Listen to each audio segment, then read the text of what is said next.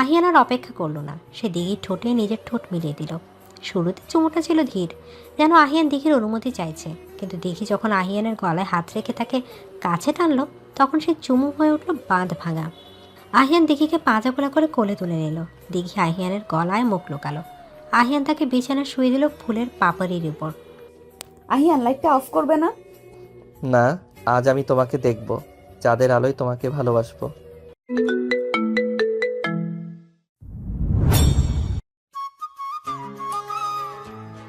খবরদার, একদম আমার দিকে ওভাবে তাকাবেন না। আমি কিন্তু ভয় পাচ্ছি না, একদমই ভয় পাচ্ছি না। তাই? হাত তো কাঁপছে, গলার স্বরও কাঁপছে। ভয় পাচ্ছ না নাকি ভান করছো? আমি কেন ভান করতে যাব? আর আপনি এত কাছে আসছেন কেন? সরে যান বলছি। মা বলেছে বিয়ের রাতে বরেরা বাঘ হয়ে যায়। আপনি কি বাঘ? বাঘ নই, আমি তোমার স্বামী। আর এটা আমার রুম। এখানে আমি কোথায় দাঁড়াবো, কতটুকু কাছে আসবো, সেটা কি এখন পিচ্ছি একটা মেয়ের পারমিশন নিয়ে করতে হবে? এই খবরদার আমাকে পিচ্ছি বলবেন না। আমি কাল 17তে পড়েছি। আমি এখন আর ছোট নেই। আমার শাড়ি পরা দেখেও কি মনে হচ্ছে না আমি বড় হয়ে গেছি? শাড়ি পরলে যদি সবাই বড় হয়ে যেত তবে তো সমস্যাই ছিল না। শাড়িটা সামলাতে পারছো, আঁচল তো মাটিতে লুটোপুটি খাচ্ছে। তো আপনার কি? আমার শাড়ি আমি লুটোপুটি খাওয়াবো নাকি ঘর মুছবো সেটা আমার ব্যাপার। আপনি জানতো এখান থেকে আমি ঘুমাবো। বিছানার মাঝখানে বসে থাকলে ঘুমাবো কোথায়? ফ্লোরে? আহিয়ান ধীর পায়ে এগিয়ে এলো বিছানার দিকে। পরনে তার সাদা পায়জামা আর পাঞ্জাবি, যেটা বিয়ের আনুষ্ঠানিকতার জন্য এখনও পাল্টানো হয়নি। সুঠাম দেহের অধিকারী ক্যাপ্টেন আহিয়ানের চোখে মুখে একটা কঠোর ভাব সব সময় লেগে থাকে, কিন্তু আজ সেই কঠোরতার আড়ালে প্রচণ্ড কৌতুক খেলা করছে। বিছানার ঠিক মাঝখানে গুটিসুটি মেরে বসে আছে দিঘি। লাল বেনারসিটা তার শরীরে বেমানানভাবে জড়ানো, গয়নার ভারে মেয়েটা যেন নুয়ে পড়েছে। মুখের মেকআপ খানিকটা নষ্ট হয়েছে, হয়তো আড়ালে কেঁদেছে কিছুক্ষণ আগে। দিঘির বড় বড় হরিণের মতো চোখ দুটোতে ভয় আর সাহসের অদ্ভুত সংমিশ্রণ। আহিয়ান বিছানার একপাশে বসলো। খাটটা সামান্য নড়ে উঠতেই দেখি চমকে বালিশটা বুকের কাছে আঁকড়ে ধরল। ঘরের আলোটা ডিম করা, চারপাশে রজনীগন্ধার গোলাপের তীব্র সুবাস। বাসর ঘর যেমন হয় ঠিক তেমন, কিন্তু এই সাজসজ্জা, এই পরিবেশ সব কিছুই আইহানের কাছে কেমন যেন দম বন্ধ করা লাগছে।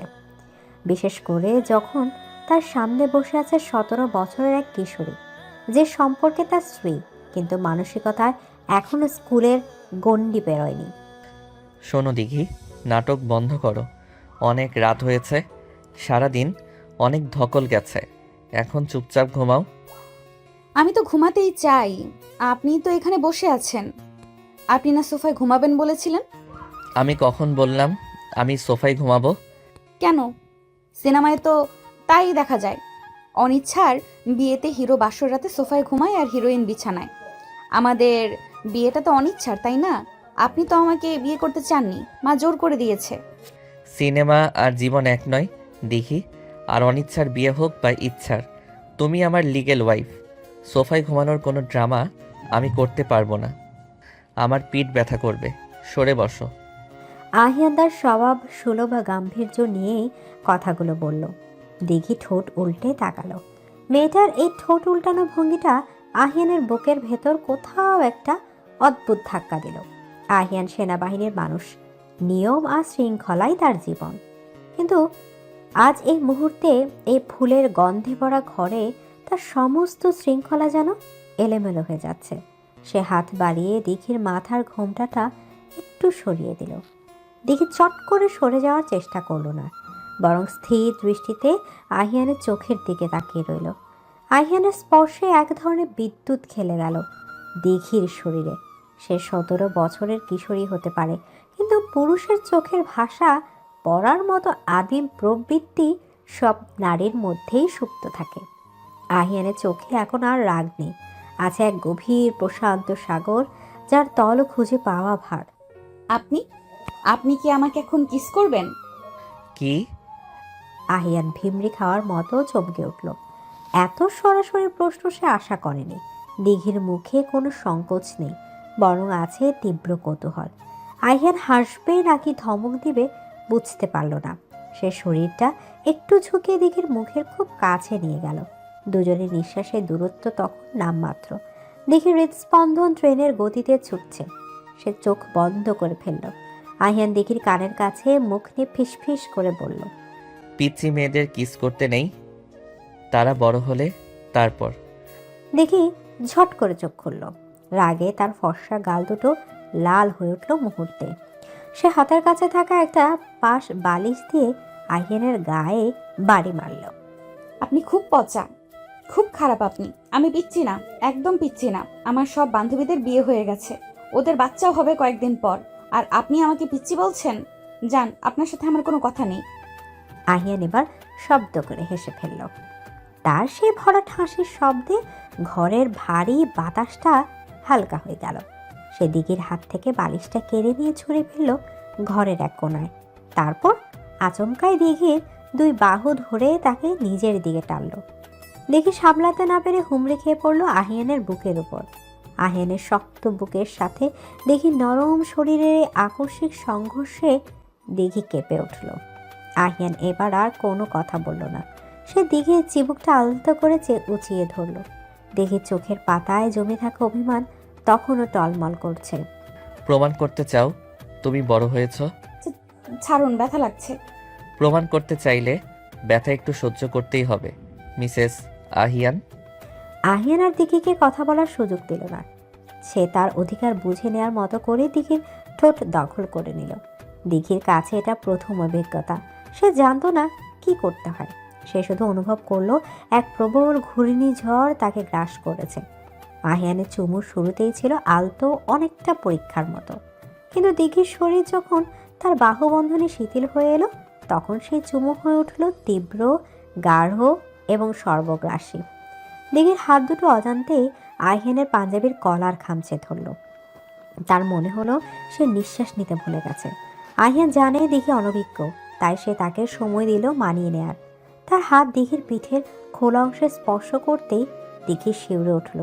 আহিয়ান অমুসলিম গাল দিঘির গলায় ঘষা খেতেই এক অদ্ভুত মাদকতা ছড়িয়ে পড়ল দিঘির শিরায় শিরায়। সে বুঝতে পারল এই মানুষটা যতই রাগী হোক, যতই গম্ভীর হোক, এই মুহূর্তে সে শুধুই তার। বেশ কিছুক্ষণ পর আহিয়ান নিজেকে সরিয়ে নিল। দিঘি তখনও ঘন ঘন নিঃশ্বাস নিচ্ছে। তার চোখ দুটো আবেশে বুজে আছে। আহিয়ান দিঘির কপালে নিজের কপাল ঠেকিয়ে কিছুক্ষণ চুপ করে রইল। দুজনের নিঃশ্বাসের শব্দ ছাড়া ঘরে আর কোনো শব্দ নেই। এখন কি মনে হচ্ছে, বড় হয়েছ নাকি এখনো কার্টুন দেখার বয়স? আপনি একটা রাক্ষস। দিঘি ফিসফিস করে বলল, কিন্তু তার গলার স্বরে রাগের চেয়ে লজ্জাই বেশি। সে মুখ লুকালো আহিয়ানের বুকে। আহিয়ান তাকে দু হাতে জড়িয়ে ধরল। কিছুক্ষণ আগের সেই ঝগড়াটে পরিবেশটা এখন উধাও। সেখানে জায়গা করে নিয়েছে এক স্নিগ্ধ দাম্পত্যের সূচনা। আহিয়ান জানে দিঘির বয়স কম, তার চপলতা, তার ছেলে মানুষই সবই তাকে সহ্য করতে হবে।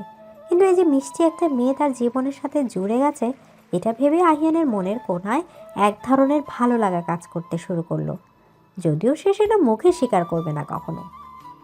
পরদিন সকাল, জানালার ভারী পর্দা ভেদ করে সূর্যের আলো এসে পড়েছে বিছানায়। দিঘির ঘুম ভাঙল অ্যালার্মের শব্দে নয়, বরং ড্রিল মেশিনের মতো কারো ডাকার শব্দে। দিঘি, এই দিঘি ওঠো, সকাল 7টা বাজে।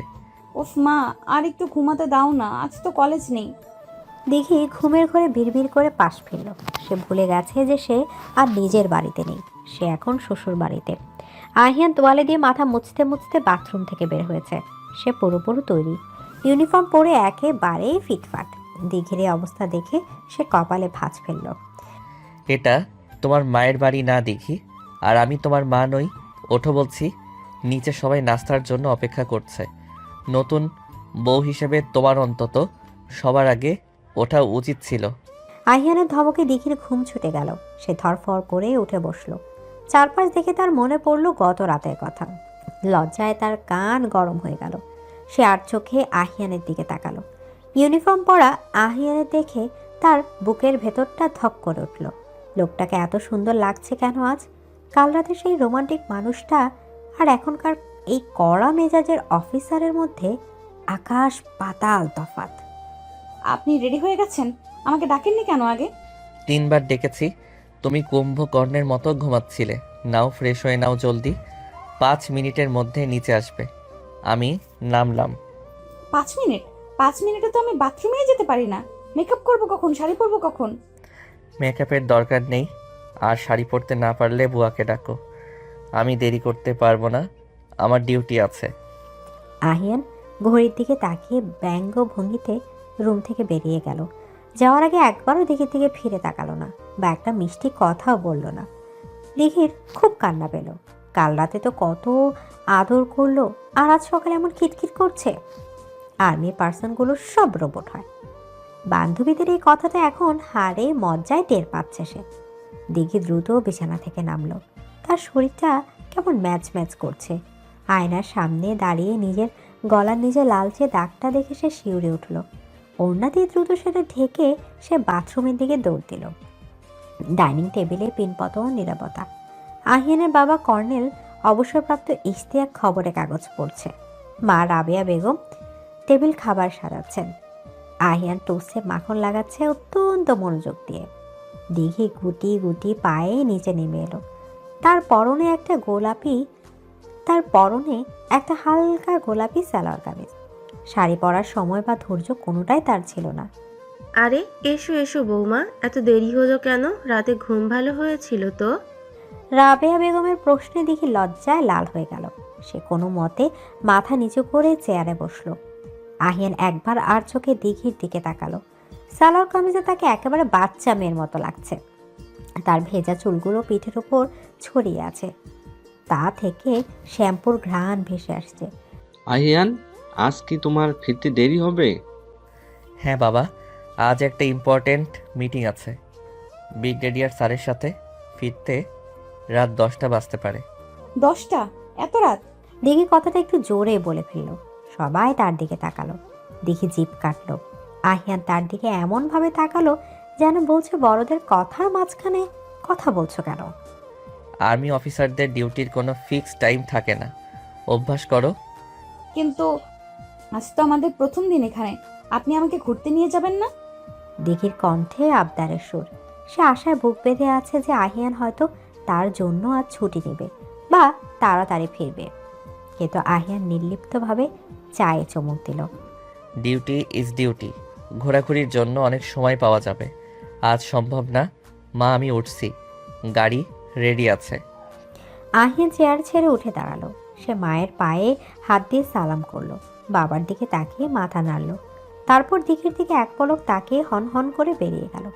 দিঘি বিশ্বাসই করতে পারল না আহিয়ান এভাবে তাকে ফেলে চলে গেল। তার চোখ ফেটে জল চলে এলো।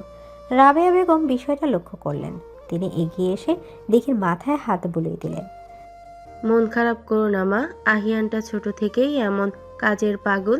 দেখবে আস্তে আস্তে সব ঠিক হয়ে যাবে। তুমি খেয়ে নাও। আমার খিদে নেই মা। ও মা, খিদে নেই বললে হবে?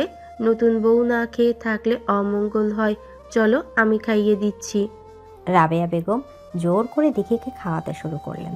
দিঘির মনে হলো এই বাড়িতে অন্তত একজন মানুষ তাকে বোঝে। কিন্তু যার বোঝার সবচেয়ে বেশি দরকার, সে মানুষটাই তাকে বুঝলো না। দিঘি মনে মনে প্রতিজ্ঞা করলো, আজ আহিয়ান ফিরুক, সে এর শোধ তুলবে। সে যদি দিঘি হয় তবে সেও দেখিয়ে দিবে পিচ্ছি মেয়েদের রাগ কতটা ভয়ঙ্কর হতে পারে। দুপুর গড়িয়ে বিকেল হলো। আহিয়ানের বিশাল ডুপ্লেক্স বাড়িটা দিঘির কাছে এখন কারাগারের মতো লাগছে। স্নিগ্ধা মানে আহিয়ানের বোন বিকেলের দিকে এলো। স্নিগ্ধা দিঘির সমবয়সী না হলেও খুব একটা বড় নয়। সে আসাতে দিঘি একটু হাফ ছেড়ে বাঁচল। কি ভাবি, ভাইয়া তো দেখি তোমাকে একা ফেলে চলে গেছে। খুব বোর হচ্ছ, তাই না? বোর হচ্ছি মানে? মনে হচ্ছে মরে যাচ্ছি। তোমার ভাইয়া একটা হিটলার, কোনো ইমোশন নেই লোকটার মধ্যে। ভাইয়াকে হিটলার বললে? দাঁড়াও, ভাইয়াকে বলে দেব। তবে শোনো, ভাইয়া কিন্তু ওপর দিয়ে যতই শক্ত দেখাক, ভেতরটা একদম মাখনের মতো। তোমাকে শুধু সেই মাখনটা গলাতে জানতে হবে। আমি আর কিছু গলাতে পারবো না। কাল থেকে আমি আর কথাই বলবো না তার সাথে। দেখো তুমি। দিঘি আর স্নিগ্ধা মিলে আহিয়ানের ঘরের সব জিনিসপত্র এলোমেলো করতে শুরু করলো। আহিয়ান অগোছালো একদম পছন্দ করে না। দিঘি ইচ্ছে করে আহিয়ানের বইয়ের র্যাক থেকে বই নামিয়ে বিছানায় ছড়ালো। তার ইউনিফর্মের ক্যাপটা নিয়ে আয়নার সামনে দাঁড়িয়ে সেলফি তুললো।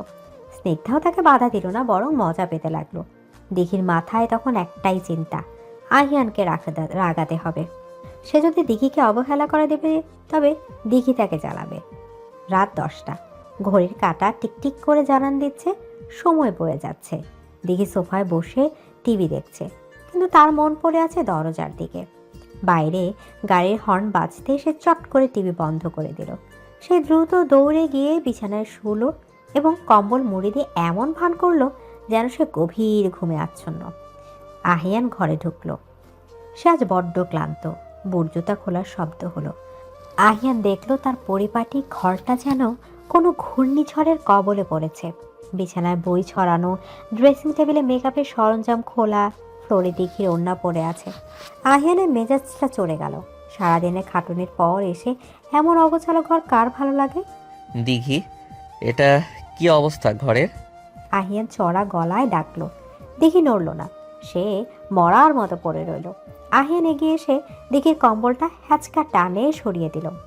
আমি জানি তুমি জেগে আছো, এই নাটক আমার সাথে করবে না। ওঠো বলছি, ঘর কে গোছাবে? আমি কেন গোছাবো? এটি কি আমার ডিউটি? আপনার ঘর আপনি গোছান। আমি কি আপনার বাড়ির আয়া? মুখে মুখে তর্ক করছো। তোমাকে সকালে বলে যাইনি ডিসিপ্লিন মেনটেন করতে? ডিসিপ্লিন তো ব্যারাকে দেখাবেন। এটা ঘর, এখানে আমি যা খুশি তাই করব, আর আপনি আমাকে ধমকাবেন না। আমি বাবাকে ফোন করে বলবো আপনি আমাকে টর্চার করেন। দিঘি ফোন হাতে দিতেই আহিয়ান তার হাত থেকে ফোনটা কেড়ে নিয়ে বিছানায় ছুঁড়ে ফেললো। সে দিঘি 2 কাঁধ ধরে ঝাঁকিয়ে দিল। টর্চার কাকে বলে জানো? দেখবে টর্চার? কি করবেন? মারবেন? মারুন, মারুন আমাকে। আমি তো পিচ্ছি মেয়ে, আমাকে মারাই তো সহজ, তাই না? দিঘির চোখে জল টলমল করছে। সে রাগে অভিমানে ফেটে পড়েছে। আহিয়া দিঘির এই কান্না ভেজা চোখের দিকে তাকিয়ে বেশিক্ষণ রাগ ধরে রাখতে পারল না। তার হাতের মুঠো শিথিল হয়ে উঠল। মেয়েটা আসলে অবহেলা সহ্য করতে পারেনি, তাই এমন করেছে। এটা বুঝতে আহিয়ারের বাকি রইল না। সে একটা দীর্ঘশ্বাস ফেলল। আমি মারবো না, কিন্তু তুমি আমাকে বাধ্য করছো কঠোর হতে। আপনি তো কঠোরই। আপনার দয়া মায়া কিচ্ছু নেই। সকালে আমাকে রেখে চলে গেলেন, একটা ফোনও তো করতে পারতেন। আমি সারাদিন আপনার জন্য। দেখে কথাটা শেষ করতে পারল না। কান্নায় তার গলা বুঝে এলো। সে বুক থেকে কাঁদতে শুরু করলো। আহিয়ার নিজেকে খুব অপরাধী মনে করলো। সত্যি তো, মেয়েটা নতুন এসেছে, তাকে একটু সময় দেওয়া উচিত ছিল। আহিয়া ধীর পায়ে এগিয়ে দিঘিকে জড়িয়ে ধরল। দিঘি প্রথমে বাধা দিল, ধাক্কা দিয়ে সরিয়ে দিতে চাইল, কিন্তু আহিয়া তাকে ছাড়ল না। সে দিঘিকে বুকের সাথে মিশিয়ে নিল। সরি। আমি আপনার সরি চাই না। আপনি পচা। আমি পচা? আমি হিটলার? আমি রোবট? আর কিছু? আপনি একটা ইমোশনলেস শয়তান। আচ্ছা, মেনে নিলাম। এবার কান্না থামাও। দেখো আমি তোমার জন্য কি এনেছি। আহিয়ার পকেট থেকে একটা ছোট ক্যাডবেরি চকলেট বের করলো। দিঘি কান্নার ফাঁক দিয়ে চকলেটটা দেখলো। তার চোখ চকচক করে উঠল, কিন্তু সে সেটা প্রকাশ করলো না। আমি চকলেট খাই না। আমি কি বাচ্চা? ও, খাও না? ঠিক আছে, তাহলে আমি খেয়ে ফেলি। আহিয়া চকলেটের প্যাকেট খুলতে যাবে, অমনি দিঘি ছো মেরে সেটা নিয়ে নিল। আহিয়ার মুচকি হাসলো। সে দিঘির চোখের জল বুঝে দিল। কাল থেকে চেষ্টা করব জলদি ফিরতে, প্রমিস? সত্যি? আর্মিনা মিথ্যা প্রমিস করে না। দিঘি এবার একটু হাসলো। আহিয়ার সে হাসির দিকে তাকিয়ে রইল। সারাদিনের ক্লান্তি যেন ওই এক চিন্তায় হাসিতেই ধুয়ে গেল। সে দিঘির কপালে একটা চুমু খেলো। চলো ঘরটা দুজনে মিলে গুছিয়ে ফেলি। তারপর? তারপর কি? তারপর কাল রাতের অসম্পূর্ণ কাজটা সম্পূর্ণ করব।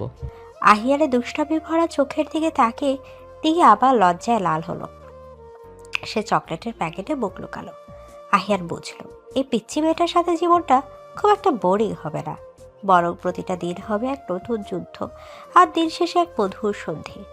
এভাবে শুরু হলো আহিয়ার দিঘির খুনসুটিতে ভরা সংসার। কিন্তু তারা জানতো না তাদের এই সাজানো গোছানো জীবনে সামনে কত বড় ঝড় অপেক্ষা করছে।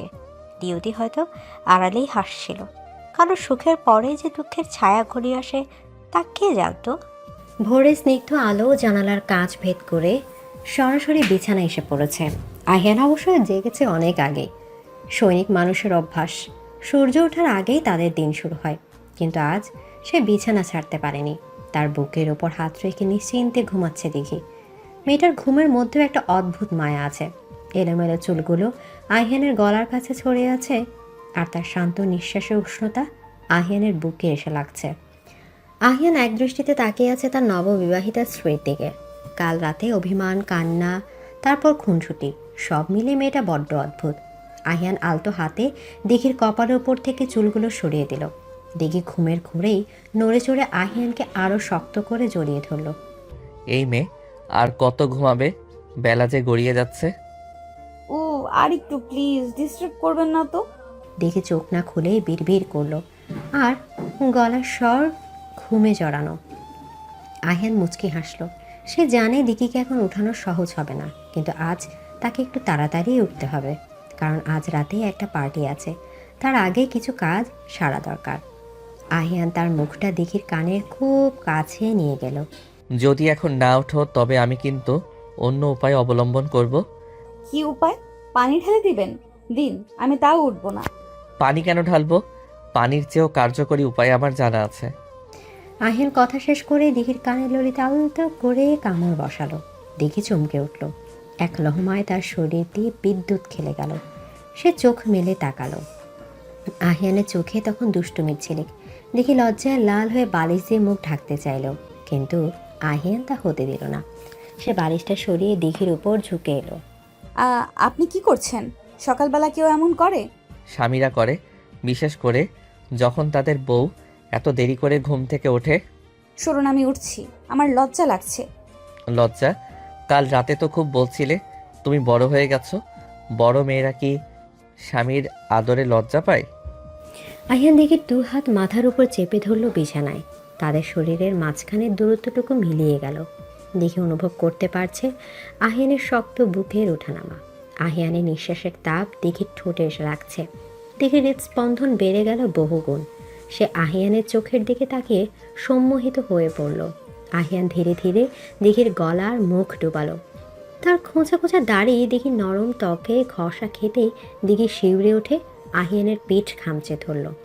আহিয়ান থামল না। সে দিঘির গলার ভাঁজে কাঁধে উষ্ণ চুম্বন এঁকে দিতে লাগলো। দিঘির মুখ দিয়ে অস্ফুট গোঙানির মতো শব্দ বেরিয়ে এলো। আহিয়ান প্লিজ, কেউ চলে আসবে। কেউ আসবে না, দরজা লক করা, আর আসলেও ফিরে যাবে। আহিয়ান মুখ তুলে দিঘির ঠোঁটের দিকে তাকালো। দিঘির ঠোঁট দুটো কাঁপছে। আহিয়ান দেরি করলো না। সে গভীর আবেশে দিঘির ঠোঁট দখল করে নিল। সকলের প্রেম যেন রাতের চেয়েও বেশি তীব্র। দীর্ঘবার নিজেকে গুটিয়ে রাখল না। সে আহিয়ানের গলার কাছে হাত জড়িয়ে ধরে তাকে আরও কাছে টানল। আহিয়ানের হাত দিঘির কোমরের কাছে বিচরণ করতে শুরু করলো। তাদের এই ঘনিষ্ঠ মুহূর্তটা দীর্ঘ হলো। বাইরের পৃথিবীর সব শব্দ তখন তাদের কাছে তুচ্ছ। কিছুক্ষণ পর আহিয়ান নিজেকে ছাড়িয়ে নিল। দিঘি তখনও ঘন ঘন শ্বাস নিচ্ছে। তার মুখ রক্তিম। আহিয়ান দিঘির নাকে আলতো টোকা দিল। এবার ওঠো, রাতে পার্টি আছে, মনে আছে তো? শাড়ি পরতে হবে। শাড়ি? আবার শাড়ি? আমি শাড়ি পরতে পারি না তো। চেষ্টা করো না, না পারলে আমি তো আছি। এদিকে আহিয়ান বিছানা ছেড়ে উঠে বাথরুমের দিকে গেল। দেখি বিছানায় বসে রইল কিছুক্ষণ। তার ঠোঁটে এখনও আহিয়ানের স্পর্শ লেগে আছে। সে নিজের অজান্তেই হেসে ফেলল। এই রাগী লোকটা যে এত রোমান্টিক হতে পারে তা তার কল্পনার বাহিরে ছিল। বিকেল গড়িয়ে সন্ধ্যা। আহিয়ান অফিস থেকে ফিরেছে ঘন্টা খানেক হলো। সে রেডি হয়ে বসার ঘরে অপেক্ষা করছে। আজ তার ইউনিটের এক সিনিয়রের বাসার ডিনার পার্টি। সব অফিসাররা সস্ত্রীক আসবে। আহিয়ান একটা কালো স্যুট পরছে, সাথে সাদা শার্ট। তাকে দুর্দান্ত লাগছে, কিন্তু তার মন পড়ে আছে বেডরুমে। দিঘে এখনও বের হচ্ছে না। আহিয়ান ঘড়ি দেখল, আর দেরি হলে সমস্যা হবে। সে উঠে বেডরুমের দিকে গেল। দরজা ঠেলে ভেতরে ঢুকতে আহিয়ান থমকে দাঁড়ালো। দিঘে আয়নার সামনে দাঁড়িয়ে আছে। পরনে গাঢ় নীল রঙের একটা জর্জের শাড়ি। স্লিভলেস ব্লাউজের সাথে তার ফর্সা হাতগুলো মাখানোর মতো দেখাচ্ছে। দিঘি শাড়ির কুচি ঠিক করতে হিমশিম খাচ্ছে। সে আহিয়ানকে আয়না দেখতে পেয়ে করুণ মুখে তাকালো। শুনুন না, এই শাড়িটা আমাকে মারার প্ল্যান করেছে। কিছুতেই ঠিক হচ্ছে না, কুচিগুলো সব খুলে যাচ্ছে। আমি তো আগেই বলেছিলাম হেল্প লাগলে ডাকতে, ডাকুনি কেন? আমি ভাবলাম আপনি ব্যস্ত, তাছাড়া লজ্জা লাগছিল। আহিয়ান ধীর পায়ে এগিয়ে দিঘির পেছনে গিয়ে দাঁড়ালো। আয়নায় দুজনের প্রতিবিম্ব আহিয়ানকে বিশাল একটা পাহাড়ের মতো দেখাচ্ছে, আর তার সামনে দিঘি যেন একটা ছোট্ট ফুল। আহিয়ান দিঘির কোমরের কাছে হাত রাখলো। দিঘি চমকে উঠল, কিন্তু সরল না। আহিয়ানের স্পর্শে তার শরীরে আবার সেই পরিচিত শিহরণ। হাত সরাও, আমি ঠিক করে দিচ্ছি। আহিয়ান নিচু হয়ে শাড়ির কুচিগুলো ধরল। তার অভিজ্ঞ হাতে সে নিপুণভাবে ভাঁজগুলো ঠিক করে দিল। তারপর দিঘির নাভির একটু নিচে সেফটি পিন লাগাতে গিয়ে তার আঙুল দিঘির পেটের নরম ত্বকে স্পর্শ করলো। দিঘি পেটের পেশি সংকুচিত করলো। আহিয়ান ইচ্ছে করেই কাজটা ধীরে করছে। সে দিঘির কানের কাছে মুখ নিয়ে ফিসফিস করলো। শ্বাস আটকে রেখো না, রিল্যাক্স। আপনার হাত সুরসুরি লাগছে। শুধু সুরসুরি, আর কিছু না? এদিকে আহিয়ান উঠে দাঁড়িয়ে দিঘিকে নিজের দিকে ঘোরালো। নীল শাড়িতে দিঘিকে আজ অপার্থিব সুন্দর লাগছে। আহিয়ান দিঘির খোলা চুলে হাত ডুবিয়ে দিল। দিঘির কাজলে আঁকা চোখ দুটো আহিয়ানের দিকে তাকিয়ে আছে মুগ্ধ হয়ে। তোমাকে আজ খুব সুন্দর লাগছে দিঘি। মনে হচ্ছে এখনই তোমাকে আবার। ছি, কি অসভ্য আপনি। পার্টিতে যেতে হবে না? পার্টিতে যেতে ইচ্ছে করছে না, ইচ্ছে করছে তোমাকে নিয়ে এই ঘরেই বন্দি হয়ে থাকি। এদিকে আহিয়ান দিঘির কপালে একটা দীর্ঘ চুমু খেলো। তারপর দিঘির হাত ধরে ঘর থেকে বের হলো। গাড়িতে ওঠার পর আহিয়ান নিজে ড্রাইভ করতে শুরু করলো। দিঘি জানালার বাইরে তাকিয়ে শহরের আলো দেখছে। গাড়ির ভেতরে এসি চলছে, হালকা ভলিউমে ইনস্ট্রুমেন্টাল মিউজিক বাজছে। পরিবেশটা বেশ রোমান্টিক। আহিয়ান মাঝে মাঝে স্টিয়ারিং থেকে এক হাত সরিয়ে দিঘির হাত ধরে রাখছে। আচ্ছা, ওখানে কি অনেক মানুষ থাকবে? আমি কাউকে চিনি না, আমার নার্ভাস লাগছে। আমি আছি তো, নার্ভাস হওয়ার কিছু নেই। আর আমার বন্ধুরা সবাই খুব ফ্রেন্ডলি, বিশেষ করে মেজর রাফাত আর ওর ওয়াইফ সাদিয়া ভাবি। তুমি ওদের সাথে মিশলেই কমফোর্টেবল ফিল করবে। কিন্তু ওরা যদি আমাকে ছোট বলে হাসাহাসি করে? কেউ সাহস পাবে না। তুমি ক্যাপ্টেন আহিয়ানের বউ, তোমার দিকে কেউ বাঁকা চোখে তাকালে তার চোখ থাকবে না। আহিয়ানের কথায় দেখে সাহস পেল। পার্টিতে পৌঁছানোর পর দিঘির ধারণা ভুল প্রমাণিত হলো। সবাই তাকে খুব স্নেহের সাথে গ্রহণ করলো। বিশেষ করে সাদিয়া ভাবি দিঘিকে পেয়ে যেন বোন পেলেন। পার্টি শেষে ফেরার পথে রাত গভীর হয়েছে। রাস্তা প্রায় ফাঁকা। হঠাৎ বৃষ্টি নামলো, ঝমঝমিয়ে বৃষ্টি। আহিয়ান গাড়ির গতি কমিয়ে দিল। বৃষ্টির শব্দ আর গাড়ির ভেতরে নীরবতা মিলে এক অদ্ভুত মাদকতা তৈরি করেছে। দিঘি সিটে হেলান দিয়ে আহিয়ানের দিকে তাকালো। এই বৃষ্টিতে ভিজতে খুব ইচ্ছে করছে। পাগল নাকি? জ্বর আসবে। আসুক জ্বর, আপনি তো আছেন সেবা করার জন্য। প্লিজ গাড়িটা একটু থামান না। দিঘির আবদার আহিয়ান ফেলতে পারল না। সে রাস্তার এক পাশে গাড়ি থামালো, কিন্তু নামলো না।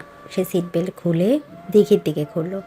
বাইরে স্ট্রিট লাইটের আলো আর বৃষ্টির ঝাপসা কাচের আড়ালে গাড়ির ভেতরটা যেন অন্য এক জগৎ।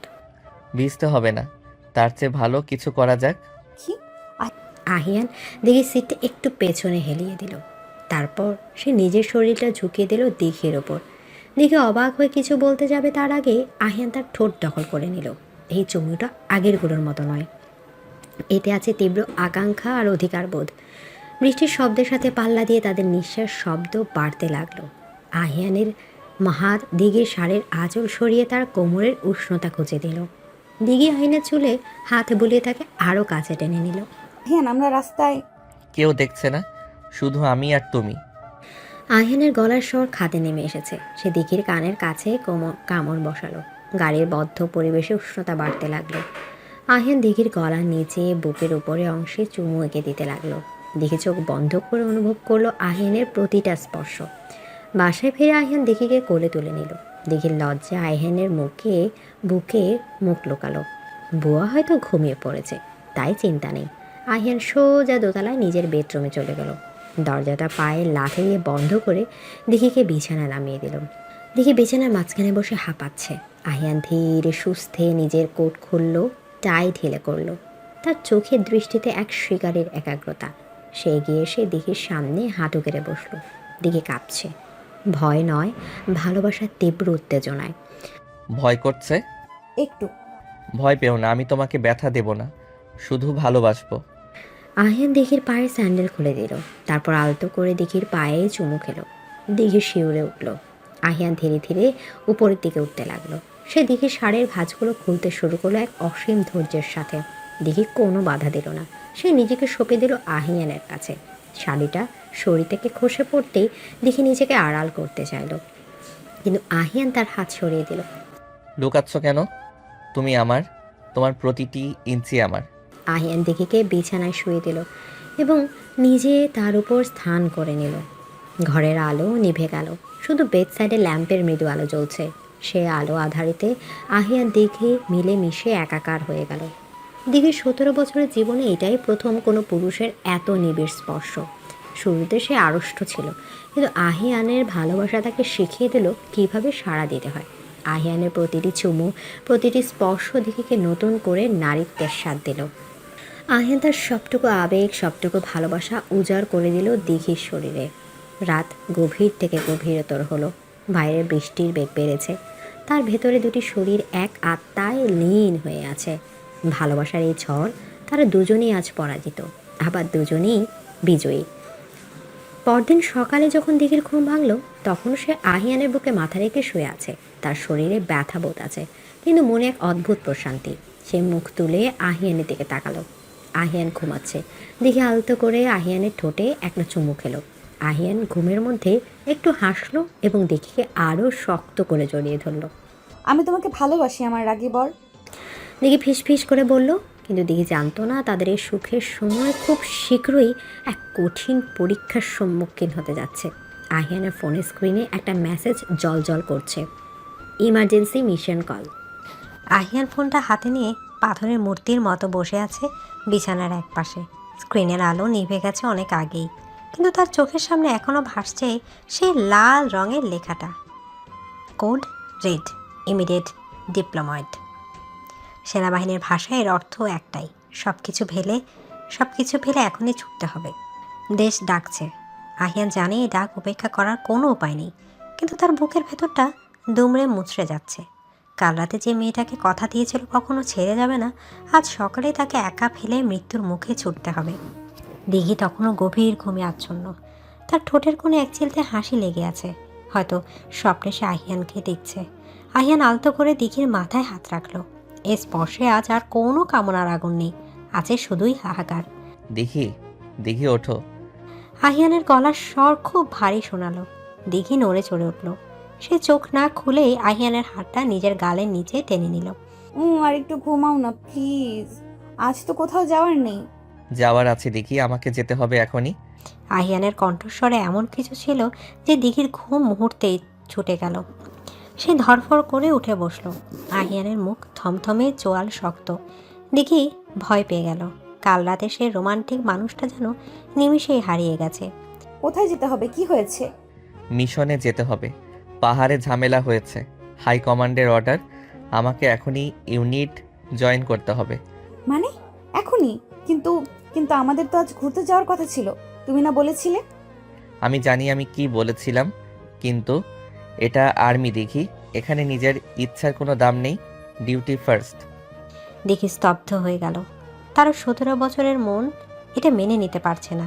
সে ভাবছিল তাদের এই সুখের দিনগুলো বুঝি অনন্তকাল চলবে। আহিয়ান বিছানা ছেড়ে উঠে আলমারি থেকে তার ট্রাভেল ব্যাগটা নামালো। সে দ্রুত হাতে ইউনিফর্ম, বুট, প্রয়োজনীয় কাগজপত্র গোছাতে শুরু করলো। দিঘি ফ্যাল করে তাকিয়ে রইল। আহিয়ানকে এভাবে ব্যাগ গোছাতে দেখে তার বুকের ভেতরটা ফাঁকা হয়ে যাচ্ছে। মনে হচ্ছে কেউ যেন কলেজাটা ছিঁড়ে দিচ্ছে। দিঘি খাট থেকে নেমে আহিয়ানের হাতটা চেপে ধরল। যেও না প্লিজ, যেও না, অন্য কাউকে পাঠাতে বলো না। তোমার কি যেতেই হবে? পাগলামি করো না, আমি ক্যাপ্টেন। আমার টিম আমার জন্য অপেক্ষা করছে। আমি না গেলে ওরা নেতৃত্বহীন হয়ে পড়বে। কিন্তু আমার কি হবে? আমি কাকে নিয়ে থাকবো? আমি যে তোমাকে ছাড়া কিছু চিনি না এই বাড়িতে। দিঘির গলা ধরে এলো কান্নায়। আহিয়ান কাজ থামিয়ে দিঘির দিকে তাকালো। মেয়েটার চোখ দিয়ে অঝরে জল পড়ছে। আহিয়ান নিজেকে ধরে রাখতে পারল না। সে ব্যাগটা নিচে রেখে দিঘিকে সবটুকু শক্তি দিয়ে বুকে জড়িয়ে ধরল। দিঘি আহিয়ানের বুকে মুখ গুজে ডুকরে কেঁদে উঠল। কাঁদছো কেন বোকামে? আমি তো মরে যাচ্ছি না, ফিরে আসবো, খুব তাড়াতাড়ি ফিরে আসবো। যদি না আসো, টিভিতে দেখি যুদ্ধে গেলে অনেকে আর ফেরে না। চুপ, একদম চুপ, বাজে কথা বলবে না। আমি কথা দিচ্ছি আমি আসবো, তোমার জন্য আসবো। এই পিচ্চি বউটাকে জ্বালানোর জন্য হলেও আমাকে ফিরে আসতে হবে। আহিয়ান দিঘির মুখটা তুলে ধরল। তার দু চোখে জল, কিন্তু ঠোঁটে এক ম্লান হাসি। সে দিঘির চোখের জল মুছিয়ে দিল। তারপর কপালে একটা দীর্ঘ চুমু খেলো। এই চুমুতে কোনো তাড়াহুড়া নেই, আছে এক গভীর আশ্বাস। আহিয়ান জানে তার হাতের সময় খুব কম। দিঘি শোনো, তুমি এখন আর শুধু দিঘি নও, তুমি একজন সোলজারের ওয়াইফ। তোমাকে শক্ত হতে হবে। আমি না থাকা অবস্থায় মা বাবার খেয়াল রাখবে আর নিজের খেয়াল রাখবে। ঠিকমতো খাবে, ঘুমাবে। আমি পারবো না শক্ত হতে। আমি তোমার সাথে যাব। আমাকে ব্যাগে ভরে নিয়ে চলো। ব্যাগে তো জায়গা হবে না, তোমাকে তো আমি হৃদয়ে ভরে নিয়ে যাচ্ছি। আহিয়ান আবার কাজে মনোযোগ দিল। দেখি এবার আর কাঁদল না। সে চোখ মুছে আহিয়ানের পাশে বসলো। সে নিজ হাতে আহিয়ানের মোজা, গেঞ্জি আর প্রিয় পারফিউমটা ব্যাগে ভরে নিল। আহিয়ান অবাক হয়ে দেখল, কিছুক্ষণ আগে সে অবুঝ কিশোরী মেয়েটা কেমন দায়িত্বশীল হয়ে উঠেছে। দেখি জানে এখন কেঁদে আহিয়ানকে দুর্বল করা যাবে না, তাকে সাহস দিতে হবে। ব্যাগ গোছানো শেষ। আহিয়ান ইউনিফর্ম পরে তৈরি। মাথায় ব্যারেট ক্যাপ, পায়ে চকচকে বুট, কাঁধে ব্যাজ। আহিয়ানকে এখন সত্যিকারের বীরের মতো লাগছে। কিন্তু দিঘির কাছে সে শুধুই তার আহিয়ান।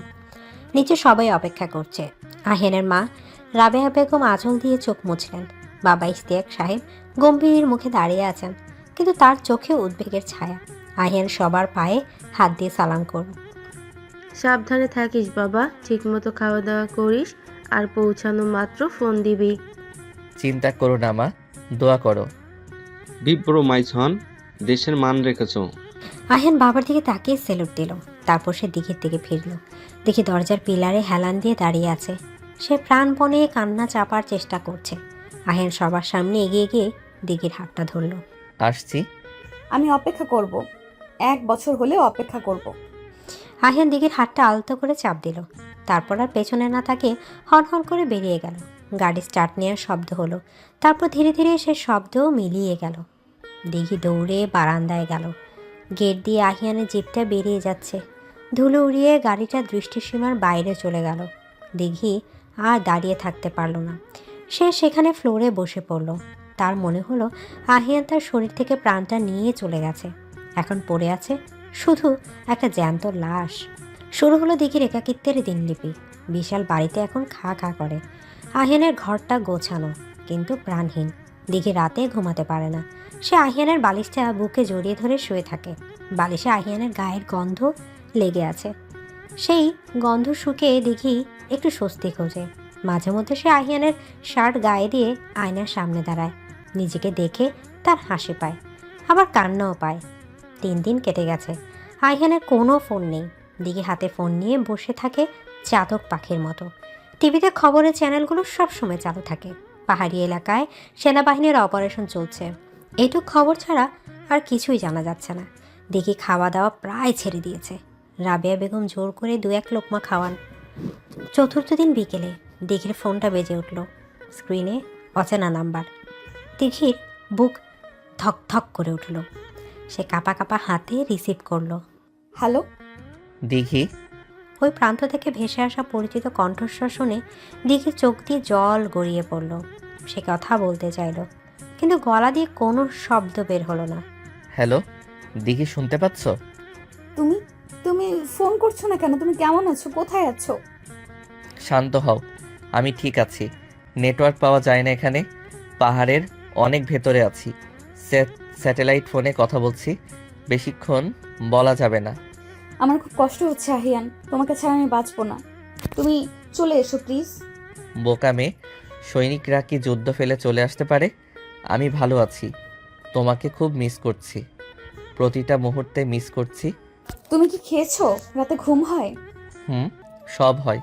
তুমি ঠিকমতো খাচ্ছ তো? মাকে বলো চিন্তা না করতে। তুমি কবে আসবে? জানি না, অপারেশন শেষ হলেই ফিরবো। শোনো দিঘি, একটা কথা বলি, যদি আমার কিছু হয়ে যায়? খবরদার, একদম ওসব কথা বলবে না। তোমার কিচ্ছু হবে না। আমি জায়নামাজে বসে দোয়া করছি সারাদিন। আল্লাহ আমার দোয়া ফেরত দিতে পারেন না। আচ্ছা আচ্ছা, বলবো না। তুমি আমার শক্তি দিঘি, তোমার এই ভালোবাসায় আমাকে বাঁচিয়ে রাখবে। সিগন্যাল উইক হয়ে যাচ্ছে, রাখতে হবে। লাভ ইউ পিচ্চি। Love you too. Love you so much. লাইনটা কেটে গেল। দিঘি ফোনের দিকে তাকিয়ে রইল। মাত্র 2 মিনিটের কথা।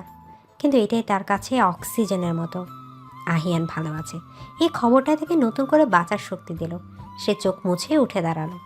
আহিয়ান চলে গেছে শক্ত হতে, সে আর কাঁদবে না, সে আহিয়ানের গর্ব হবে। কিন্তু দিঘির এই স্বস্তি বেশিক্ষণ স্থায়ী হলো না। পরদিন সন্ধ্যায় ড্রয়িং রুমে সবাই মিলে খবর দেখছিল। হঠাৎ ব্রেকিং নিউজের সাইরেন বেজে উঠল। স্ক্রিনে বড় বড় অক্ষরে লেখা, বান্দরবানের গহীন অরণ্যে সেনাবাহিনীর টহল দলের ওপর সন্ত্রাসীদের অতর্কিত হামলা, গোলাগুলি চলছে, একজন অফিসার সহ 3 জন নিখোঁজ। খবরটা শুনে ইশতিয়াক সাহেবের হাত থেকে চায়ের কাপটা পড়ে ভেঙে গেল। রাবেয়া বেগম ওরে বাবারা বলে চিৎকার করে জ্ঞান হারালেন। দিঘি পাথরের মতো বসে রইল, তার কান ভো ভো করছে।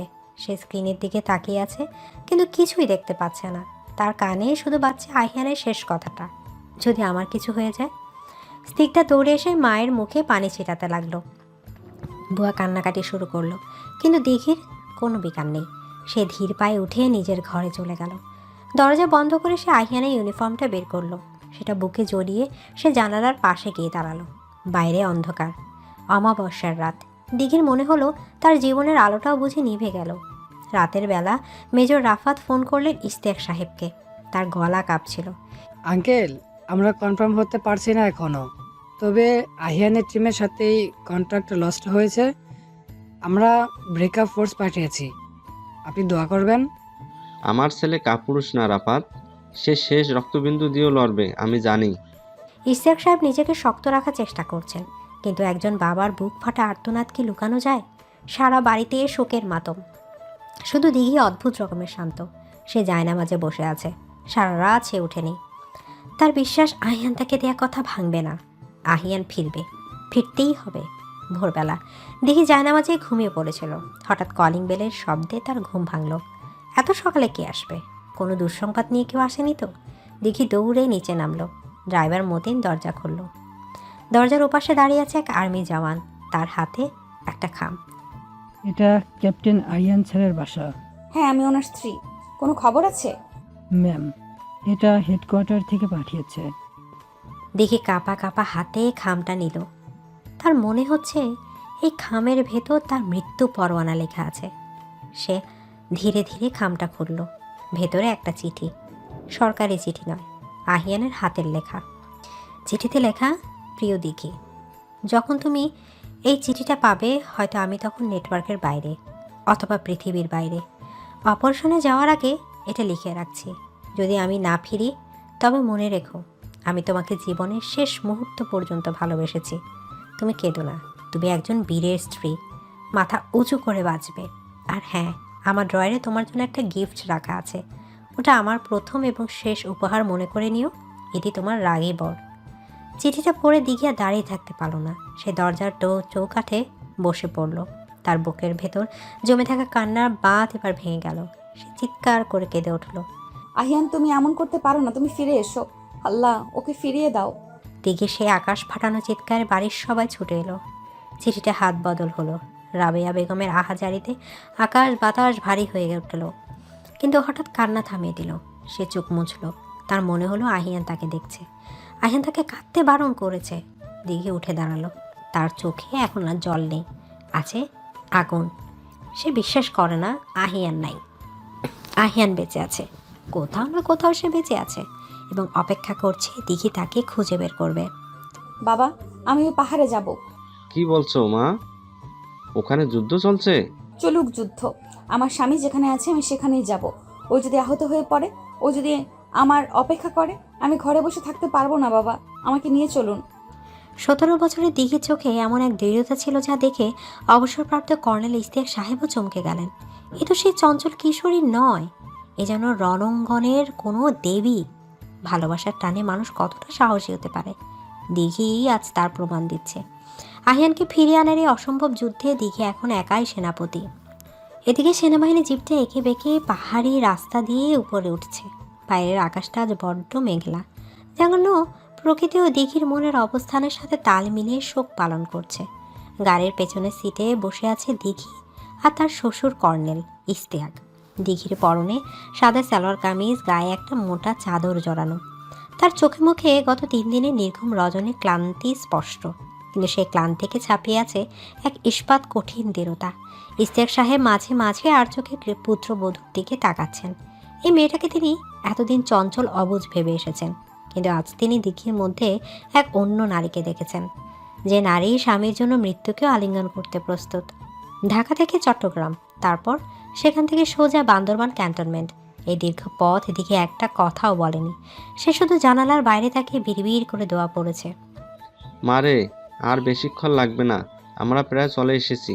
তুমি একটু পানি খেয়ে নাও। আমার পিপাসা নেই বাবা, আমি ঠিক আছি। মেজর আপাত ফোন করেছিল, ওরা নাকি জঙ্গলের গভীরে কিছু আলামত পেয়েছে, কিন্তু কনফার্ম কিছু বলতে পারছে না।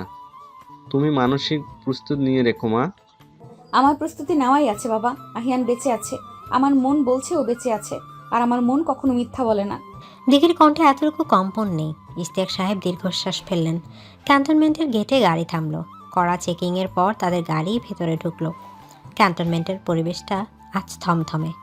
সাইরেনের শব্দ, জওয়ানদের দৌড়াদৌড়ি, অ্যাম্বুলেন্সের আনাগোনা সব মিলিয়ে এক যুদ্ধকালীন পরিস্থিতি। গেস্ট হাউসের সামনে মেজর রাফাত দাঁড়িয়েছিলেন।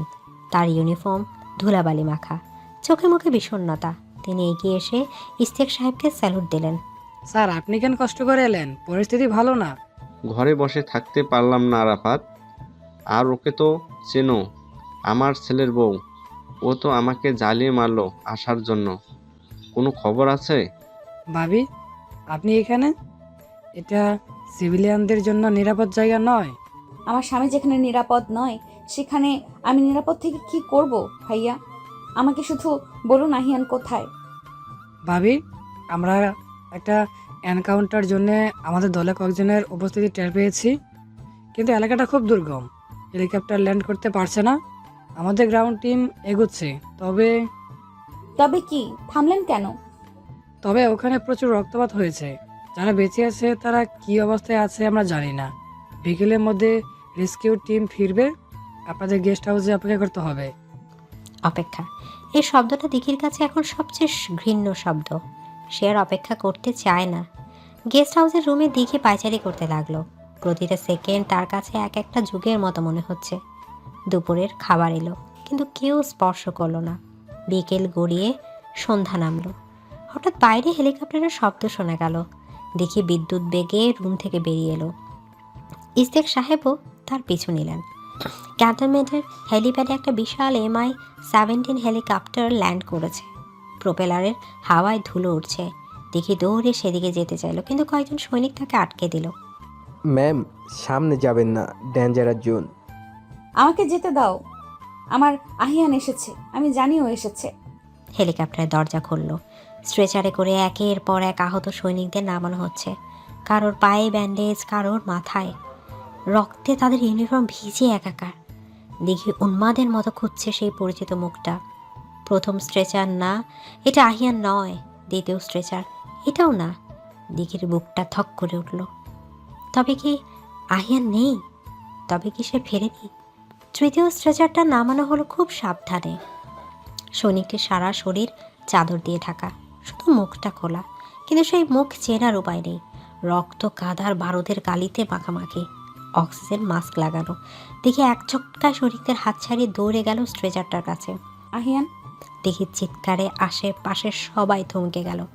দেখি হুমড়ে খেয়ে পড়লো স্ট্রেচারের উপর। হ্যাঁ, এই সেই পরিচিত গন্ধ, রক্তের গন্ধ। ছাপিয়েও আহিয়ানের গায়ে সে বিশেষ সুবাস দিকে চিনতে ভুল করেনি। আহিয়ানের চোখ বন্ধ, কপালের এক পাশ থেকে রক্ত গড়িয়ে পড়ছে। হাতের কোণের কাছে হাড় বেরিয়ে গেছে এমন ক্ষত। দেখি কাঁপা কাঁপা হাতে আহিয়ানের গালে হাত রাখলো। শরীরটা বরফের মতো ঠান্ডা। এই শুনছো? চোখ খোলো, আমি এসেছি। তোমার দিঘি এসেছে। তুমি না বলেছিলে ফিরে আসবে? এই কি তোমার ফিরে আসা? চোখ খোলো বলছি। ডাক্তাররা দিঘিকে সরিয়ে দেওয়ার চেষ্টা করলেন। আহিয়ানের অবস্থা খুব ক্রিটিক্যাল, তাকে ইমিডিয়েটলি ওডিতে নিতে হবে। মেজর রাফাত দিঘিকে ধরে সরালেন। ভাবি প্লিজ ইমোশনাল হবেন না, ওকে ট্রিটমেন্ট দিতে দিন। ওর পালস খুব উইক, দেরি হলে আমরা ওকে বাঁচাতে পারবো না। ওকে বাঁচাতেই হবে ভাইয়া। যদি ওর কিছু হয়, আমি কিন্তু এই ক্যান্টনমেন্ট জ্বালিয়ে দিব। আমি কাউকে ছাড়বো না। দিঘির এই রুদ্রমূর্তি দেখে রাফাতও চমকে গেলেন। স্ট্রেচারটা দ্রুত CMH-এর দিকে নিয়ে যাওয়া হলো। দিঘি ছুটল স্ট্রেচারের পেছন পেছন। ইশতিয়াক সাহেবও দৌড়ালেন। ওটির দরজা বন্ধ হয়ে গেল দিঘির মুখের উপর। লাল বাতি জ্বলে উঠল। দেখে দরজার কাঁচে কপাল ঠেকে দাঁড়িয়ে রইল। তার চোখ দিয়ে এখনো জল পড়ছে না, সে পাথর হয়ে গেছে। 3 ঘন্টা, দীর্ঘ 3 ঘন্টা ধরে অপারেশন চলল। দিকে এক ফোঁটা পানিও খায়নি, এক মুহূর্তের জন্যও বসেনি। সে দরজার দিকে তাকিয়ে বিড় করে কথা বলে যাচ্ছে, যেন আহিয়ান তার কথা শুনতে পাচ্ছে। অবশেষে ওটির দরজা খুলল। ডাক্তার বেরিয়ে এলেন, তার মুখ ঘামে ভেজা। তিনি মাস্ক খুললেন। ডাক্তার, আমার ছেলে। Sir, operation successful. গুলিটা বুকের খুব কাছ দিয়ে গেছে। লাংসে সামান্য ইনজুরি হয়েছে, প্রচুর রক্তক্ষরণ হয়েছে। আমরা রক্ত দিয়েছি, তবে আগামী 24 ঘন্টা খুব ভাইটাল। জ্ঞান না ফেরা পর্যন্ত কিছু বলা যাচ্ছে না। আমরা তাকে আইসিইউতে শিফট করেছি। আমি ওর কাছে যাব।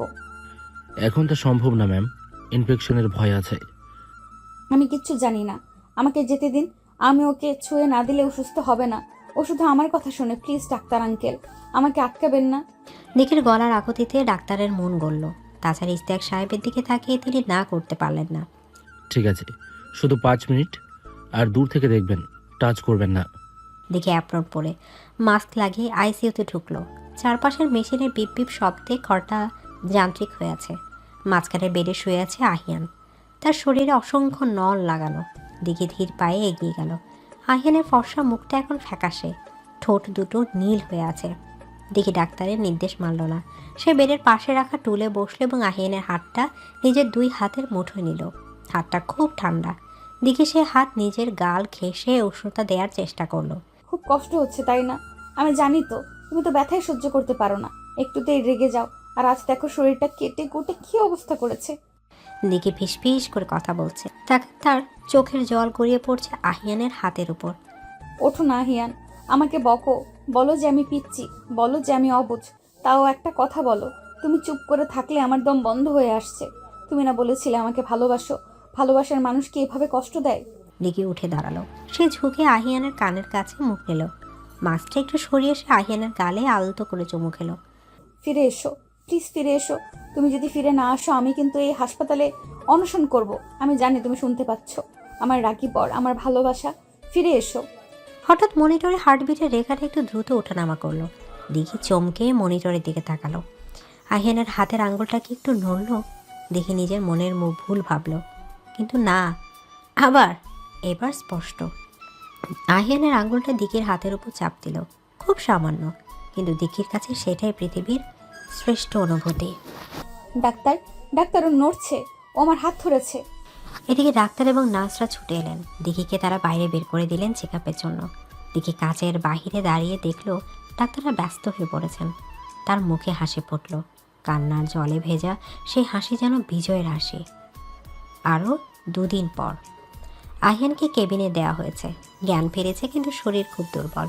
দিঘি এই 2 দিন হাসপাতাল ছেড়ে কোথাও যায়নি। সে আহিয়ানের কেবিনে বসে আছে। আহিয়ান চোখ মেলে তাকালো। ঝাপসা দৃষ্টিতে সে দেখলো তার পাশে কেউ একজন বসে আছে। চুলগুলো এলোমেলো, চোখের নিচে কালি। দেখি। আহিয়ানের গলার স্বর খুব ক্ষীণ। দিঘি চমকে তাকালো। আহিয়ান জেগেছে। সে দ্রুত পানির গ্লাস রেখে আহিয়ানের কাছে এলো। আমি আছি, আমি এখানেই আছি, পানি খাবে? না, তুমি এখানে কেন? এটা তো ডেঞ্জার জোন। তুমি যেখানে আমি সেখানে। ডেঞ্জার জোন হোক আর জাহান্নাম হোক। পাগল মেয়ে, তোমাকে বাড়ি যেতে বলেছিলাম না, কথা শোনোনি কেন? পিচ্চি মেয়েরা কি বড়দের সব কথা শোনে? আর তুমি তো আমাকে একা রেখে চলে গিয়েছিলে। আমি এসেছি আমার জিনিস বুঝে নিতে। আমি কি কোনো জিনিস? হ্যাঁ, তুমি আমার, শুধুই আমার। দেখে আহিয়ানের বুকের ওপর মাথা রাখলো। আহিয়ান কষ্টে হাত তুলে দেখে চুলে হাত বুলিয়ে দিল। দেখে আহিয়ানের হার্টবিট শুনতে পাচ্ছে। এই শব্দটা তার কাছে এখন মিউজিকের মতো। দেখি, কাছে এসো। কাছেই তো আছি। আরও কাছে। দেখে মুখ তুলে তাকালো। আহিয়ানের চোখে গভীর তৃষ্ণা। মৃত্যুর মুখ থেকে ফিরে আসা মানুষটা তার জীবন সঙ্গিনীকে অনুভব করতে চায়। দেখে বুঝলো। সে উঠে বেডের উপর বসলো। আহিয়ান এক হাত দিয়ে দেখে কোমর জড়িয়ে ধরলো। দেখে আহিয়ানের ঠোঁটের উপর নিজের আঙ্গুল রাখলো। কথা বলো না, এনার্জি লস হবে। এনার্জি দরকার নেই, তোমাকে দরকার। এদিকে আহিয়ান দিকের আঙুল সরিয়ে তার ঠোঁট দখল করে নিল। হাসপাতালে স্যালাইনের গন্ধের মাঝে, ব্যান্ডেজের ব্যথার মাঝে এই চুমু যেন এক নতুন জীবনের সঞ্জীবনী সুধা। দিকে সাবধানতার সাথে আহিয়ানকে জড়িয়ে ধরলো যাতে তার ক্ষতে চাপ না লাগে। আহিয়ান দেখে নিজের ঠোঁট কামড় বসালো, যেন নিশ্চিত হতে চাইলো এটা স্বপ্ন নয়। দেখে চোখ দিয়ে জল গড়িয়ে পড়ল। কিন্তু এটা আনন্দের জল। আহিয়ানের জিহ্বা দিঘির মুখের ভেতর গভীর অন্বেষণে ব্যস্ত। দিঘি অনুভব করলো আহিয়ানের শরীরের উত্তাপ। এই উত্তাপ তাকে পোড়াচ্ছে না, বরং তাকে পূর্ণতা দিচ্ছে। বেশ কিছুক্ষণ পর তারা থামলো। দুজনেরই শ্বাস প্রশ্বাস ভারী। আহিয়ান দিঘির কপালে কপাল ঠেকিয়ে রাখলো। আমি ভেবেছিলাম আর কখনো তোমাকে দেখতে পাবো না। ওই জঙ্গলে গুলির আঘাতে যখন পড়েছিলাম তখন শুধু তোমার মুখটা মনে পড়ছিল। তোমার সেই শাড়ি পরা, সেই ঝগড়া, সেই চকলেট খাওয়া। চুপ করো তো, পুরনো কথা মনে করতে হবে না। তুমি ফিরে এসেছো, এটাই শেষ কথা। তুমি আমাকে ফিরিয়ে এনেছো দিঘি। তোমার ওই জেদ, ওই পাগলামি আমাকে মরতে দেয়নি। আজ থেকে আমি তোমার কেনা গোলাম হয়ে গেলাম। তাই যা বলবো তাই শুনবে? শুনবো। অর্ডার করো ম্যাম। এখন ঘুমাও, আর কোনো কথা নয়। ঘুম আসছে না, ব্যথা করছে। কোথায় ব্যথা? বুকে। আমি মলম লাগিয়ে দিব? মলমে কাজ হবে না, অন্য ওষুধ লাগবে। কি ওষুধ? তোমার আদর। দিঘি লজ্জায় লাল হয়ে গেল। সে আশেপাশে তাকালো। কেবিনে কেউ নেই। সে আহিয়ানের গলার কাছে বুকের ব্যান্ডেজের পাশে খোলা জায়গায় আলতো করে চুমু খেতে শুরু করলো। আহিয়ান চোখ বন্ধ করে সে স্পর্শ উপভোগ করতে লাগলো। দিঘির ভেজা চুলের স্পর্শ, তার ঠোঁটের উষ্ণতা আহিয়ানের সব ব্যথা ভুলিয়ে দিল। আহিয়ান বুঝতে পারলো যুদ্ধক্ষেত্রে তাকে সৈনিক বানিয়েছে ঠিকই, কিন্তু এই মেয়েটা তাকে মানুষ বানিয়েছে। এমন একজন ভালোবাসার মানুষ যার পাশে আছে, তার মৃত্যু নেই। রাতের কেবিনে তখন এক অদ্ভুত মায়াবী পরিবেশ। বাইরে হয়তো পাহাড়ের বুকে এখনও বারুদের গন্ধ, কিন্তু এখানে আছে শুধু ভালোবাসার সুবাস। দিঘি আহিয়ানের হাতটা নিজের বুকের কাছে চেপে ধরে বসে রইল। আহিয়ান গভীর ঘুমে তলিয়ে গেল। দিঘি সারা রাত জেগে পাহারা দিল তার রাজপুত্রকে। সে জানে তাদের গল্পটা কেবল শুরু হলো। সত্যিকারের যুদ্ধ শেষ, এবার প্রেমের যুদ্ধ শুরু। আর এই যুদ্ধে হার জিত নেই, আছে শুধু সমর্পণ। যুদ্ধের মাঠ থেকে ফিরে আসা সৈনিকের জন্য সবচেয়ে বড় প্রশান্তি হলো তার প্রিয়ার কোল। আহিয়ান এখন পুরোপুরি বিপদমুক্ত। হাসপাতাল থেকে ছাড়া পাওয়ার পর 2 মাস কেটে গেছে। ডাক্তার তাকে কড়া বিশ্রামে থাকতে বলেছিলেন, আর সেই ডাক্তারের চেয়েও বড় ডাক্তার হয়ে দাঁড়িয়েছে দিঘি। গত 2 মাসে দেখি আহিয়ানকে এক মুহূর্তের জন্য চোখের আড়াল করেনি। আহিয়ানের ওষুধের সময়, খাবারের মেনু, এমনকি সে কতক্ষণ ফোনে কথা বলবে, সব কিছুর রুটিন এখন দিঘির হাতে। সেই চঞ্চল কার্টুন পাগল মেয়েটা এখন পুরো দস্তুর একজন সেবিকা এবং কর্ত্রী। আহিয়ান বারান্দায় বেতের চেয়ারে বসে বাইরের বৃষ্টির দিকে তাকিয়ে আছে। তার বুকের ক্ষতটা শুকিয়ে গেছে, কিন্তু মনের ভেতর দিঘির প্রতি ভালোবাসাটাও যেন আরও দগদগে হয়ে উঠেছে। সে দেখলো দিঘি ট্রে হাতে করে ধোয়া ওঠা স্যুপ নিয়ে আসছে। দিঘির পরনে এখন শাড়ি।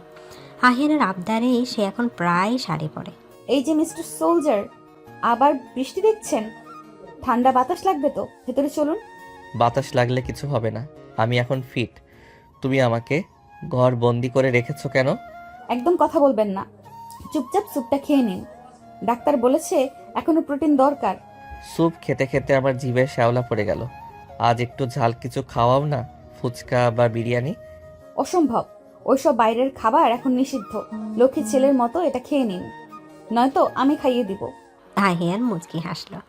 দিঘির এই শাসন তার ভালোই লাগে। সে দিঘির হাত থেকে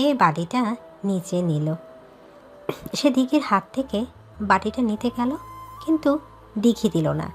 দিঘি নিজেই চামচ দিয়ে স্যুপ তুলে আহিয়ানের মুখের সামনে ধরল। আহিয়ান বাধ্য ছেলের মতো খেলো। দিঘির কপালে বিন্দু বিন্দু ঘাম, শাড়ির আঁচল কোমরে গোজা। এই সাধারণ রূপটাই আহিয়ানের কাছে অসাধারণ লাগে। দেখি, কাল আমার মেডিকেল চেকআপের রিপোর্ট আসবে। আমি জানি, ইনশাল্লাহ সব ভালো আসবে। যদি রিপোর্ট ভালো আসে তবে আমি তোমাকে একটা গিফট দেব। কি গিফট? আবার চকলেট? না, তার চেয়েও বড় কিছু, সারপ্রাইজ। পরদিন রিপোর্ট এলো। আহিয়ান সম্পূর্ণ ফিট।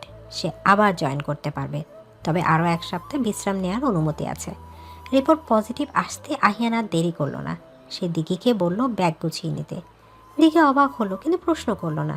সে এখন আহিয়ানকে অন্ধের মতো বিশ্বাস করে। গাড়ি ছুটছে সিলেটের পথে। আঁকাবাঁকা পাহাড়ি রাস্তা, দুপাশে চা বাগান। আহিয়ান ড্রাইভ করছে, পাশে দিঘি। গাড়িতে বাজছে পুরনো দিনের রোমান্টিক গান। দিঘি জানালার কাচ নামিয়ে দিল। ঠান্ডা বাতাস এসে তার চুলে বিলি কেটে যাচ্ছে। আমরা কোথায় যাচ্ছি আহিয়ান?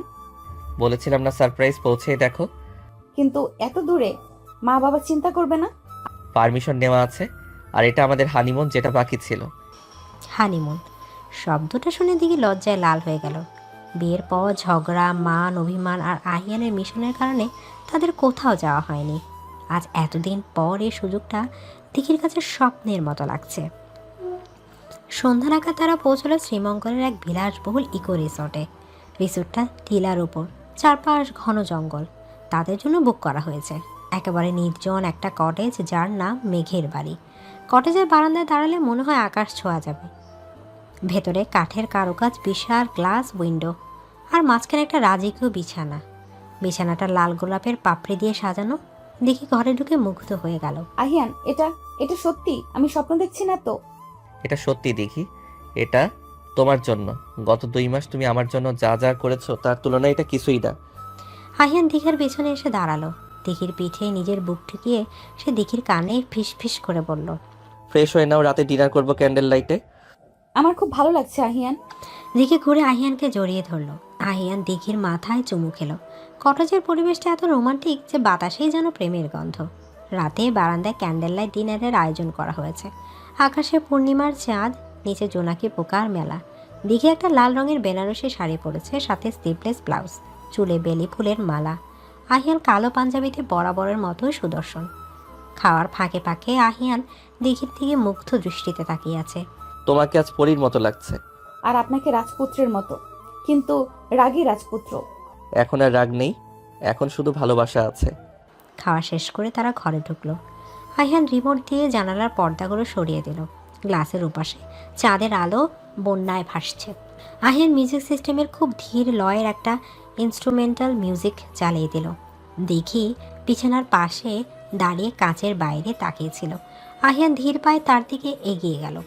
দেখি অনুভব করলো আহিয়ানের হাতের স্পর্শ তার কোমরে, সে শিউরে উঠল। দেখি, হুম। ডাক্তার আমাকে ফিট ঘোষণা করেছে। তার মানে এখন আর কোনো রেস্ট্রিকশন নেই। আমি জানি। তুমি কি প্রস্তুত? আহিয়ান দিঘিকে নিচের দিকে ঘোরালো। দিঘির চোখ অবনত, ঠোঁট কাঁপছে। আহিয়ান দিঘির চিবুক ধরে মুখটা তুলে ধরল। চাঁদের আলোয় দিঘির ফর্সা মুখটা অপার্থিব দেখাচ্ছে। আহিয়ান আর অপেক্ষা করলো না, সে দিঘির ঠোঁটে নিজের ঠোঁট মিলিয়ে দিল। শুরুতে চুমুটা ছিল ধীর, যেন আহিয়ান দিঘির অনুমতি চাইছে। কিন্তু দিঘি যখন আহিয়ানের গলায় হাত রেখে তাকে কাছে টানলো, তখন সে চুমু হয়ে উঠল বাঁধ ভাঙা। আহিয়ান দিঘিকে পাঁজা গোলা করে কোলে তুলে নিল। দিঘি আহিয়ানের গলায় মুখ লুকালো। আহিয়ান তাকে বিছানায় শুয়ে দিল ফুলের পাপড়ির উপর।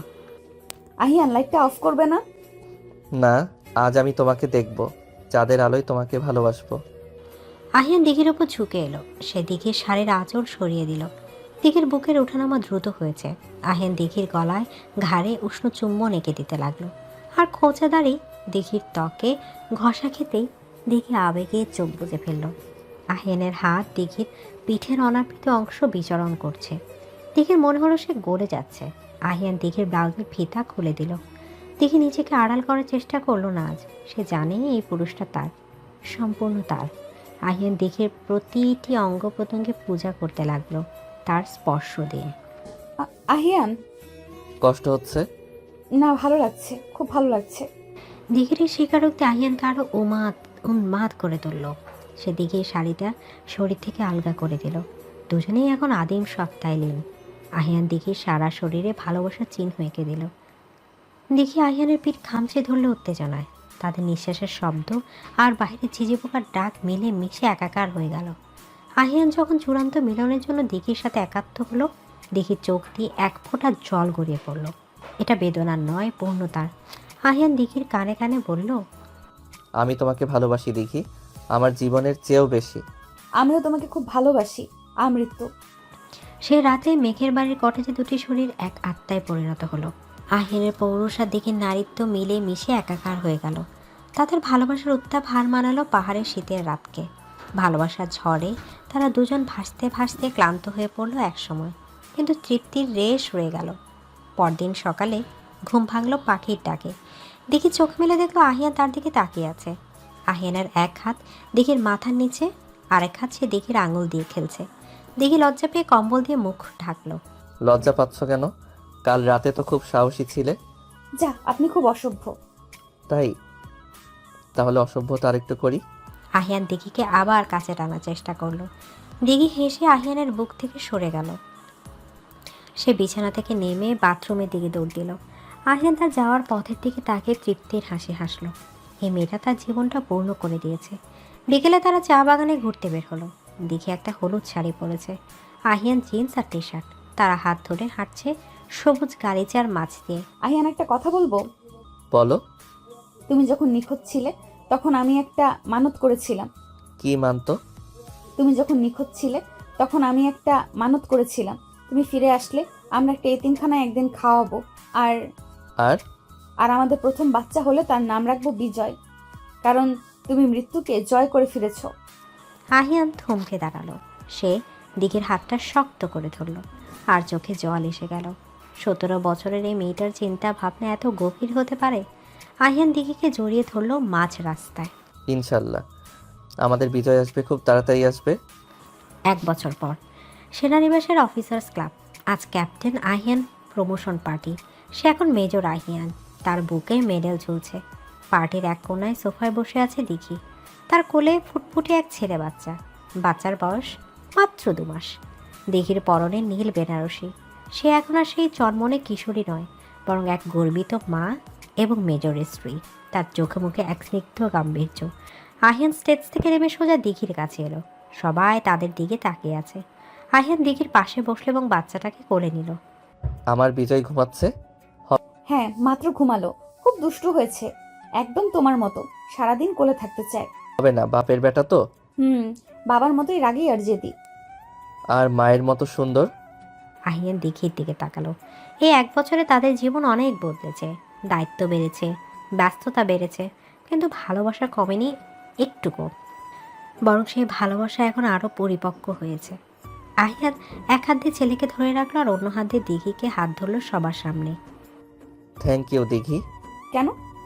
আমাকে বাঁচিয়ে রাখার জন্য, আমাকে এই সুন্দর জীবনটা দেওয়ার জন্য। তুমি না থাকলে আমি কবেই হারিয়ে যেতাম। তুমি আমার পিচ্চি বউ, আবার তুমি আমার গার্জিয়ান। আর তুমি আমার সব, আমার শুরু, আমার শেষ। ক্লাবের মৃদু আলোয় আহিয়ানার দেখে একে অপরের দিকে তাকিয়ে রইল। তাদের চোখে এখন আর কোনো ভয় নেই, কোনো অনিশ্চয়তা নেই। আছে শুধু বিশ্বাস। যে বিশ্বাস মৃত্যুকে হারিয়ে দেয়, যে বিশ্বাস দুটি ভিন্ন মানুষকে একসাথে বেঁধে রাখে। পিচ্চি মেয়েটা আজ সত্যিই এক সেনাবাহিনীর বউ হয়ে উঠেছে, সাহসে, প্রেমে এবং ত্যাগে। তাদের গল্পটা এখানে শেষ নয়, বরং এটা এক নতুন অধ্যায় শুরু। ভালোবাসার অধ্যায়, যা চলবে অনন্তকাল।